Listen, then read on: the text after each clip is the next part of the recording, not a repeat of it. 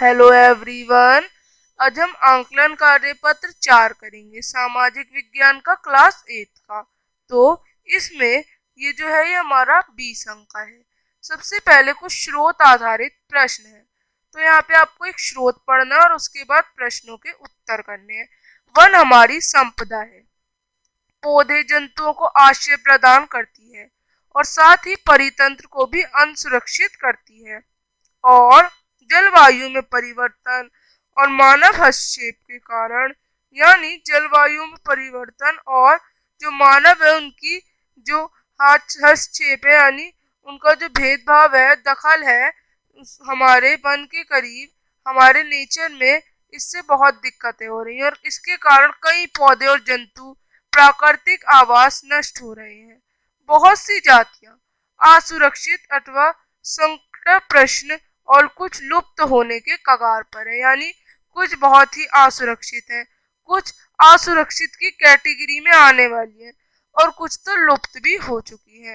वन्योन्मूलन, मृदा अपरदन, निर्माण कार्य, दावानल और भूषण खनन में से कुछ मानव और प्राकृतिक कारक हैं जो मिलकर इन महत्वपूर्ण प्राकृतिक संसाधनों को लुप्त होने की प्रक्रिया को बढ़ावा देते हैं।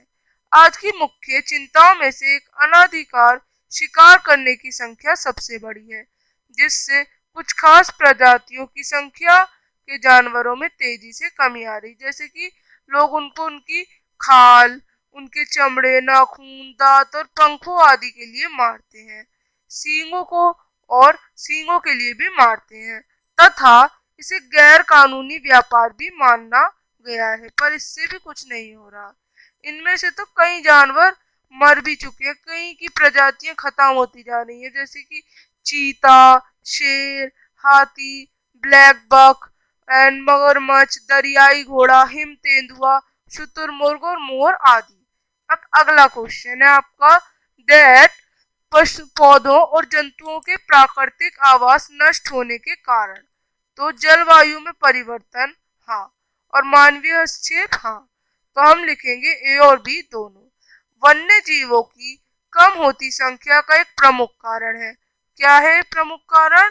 ये है कोई भी नहीं, क्योंकि प्राणी उद्यान का निर्माण ये अच्छा कार्य, अनाधिकार शिकार ये भी सही है, जंगलों के क्षेत्रों को बढ़ाना ये भी अच्छा कार्य है, तो इनमें से कोई भी नहीं सही है। अब वन्य जीवों के शिकार का मुख्य कारण क्या है? खाल हाँ, दांत हाँ और सींगों का एकत्रीकरण हाँ। तो हम लिखेंगे उपरोक्त सभी। अब निम्नलिखित में से क्या प्राकृतिक संसाधनों के लुप्त होने का मानवीय कारणों में से नहीं है? शिकार, वन्योन्मूलन, निर्माण कार्य या भूषण खनन? तो भूषण खनन। अब आगे, भूमि के कोई दो उपयोग, कृषि और वानिक। अब परिस्थितिकी तंत्र से आप क्या समझते हैं? भारत में प्रति व्यक्ति की पानी की उपलब्धता कम क्यों है? एक, पारिस्थितिकी तंत्र एक विशेष क्षेत्र के जीवित और निर्जीव दोनों संस्थाओं का एक समुदाय है। तो बच्चों, जो एक दूसरों के साथ निरंतर संपर्क में है और पारिस्थितिक संतुलन बनाए रखते हैं, उसको कहा जाता है पारिस्थितिक तंत्र। अब आगे, प्रति व्यक्ति पानी की उपलब्धता एक देश की जनसंख्या पर निर्भर है और भारत जैसे देश के लिए जनसंख्या में वृद्धि के कारण प्रति व्यक्ति पानी की उपलब्धता कम हो रही है। अब आगे आगे है हमारा 7वां प्रश्न कि वन्य जीवों के संरक्षण की कोई दो विधियां।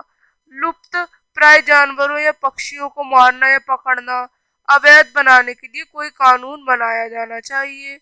और दूसरा, वन अधिकारियों को जंगली पक्षी और जानवरों की अंधाधुंध हत्या की अनुमति नहीं देनी चाहिए, चाहे उनकी बहुतायत कुछ भी हो।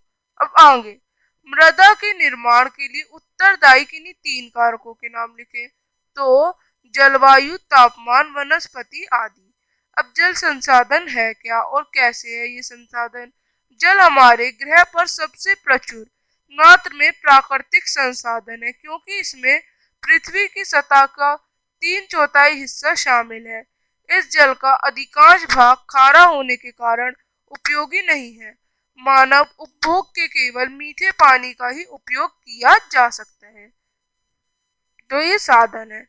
मृदा संरक्षण की किन्हीं 4 विधियों के नाम लिखे। छत की खेती, कंटूर जुताई, आशय पेटियां और रॉक डैम। अब इनके बारे में जानते हैं। छत की खेती, यह खेड़ी जो खेती है ढलानों पर बनाई जाती है ताकि फसल उगाने के लिए सपाट सतह उपलब्ध हो। कंटूर जुताई, पहाड़ी ढलान की आकृति के समांतर जुताई करने वाले ढलान से पानी के प्रवाह के लिए एक प्राकृतिक अवरोध पैदा करता है।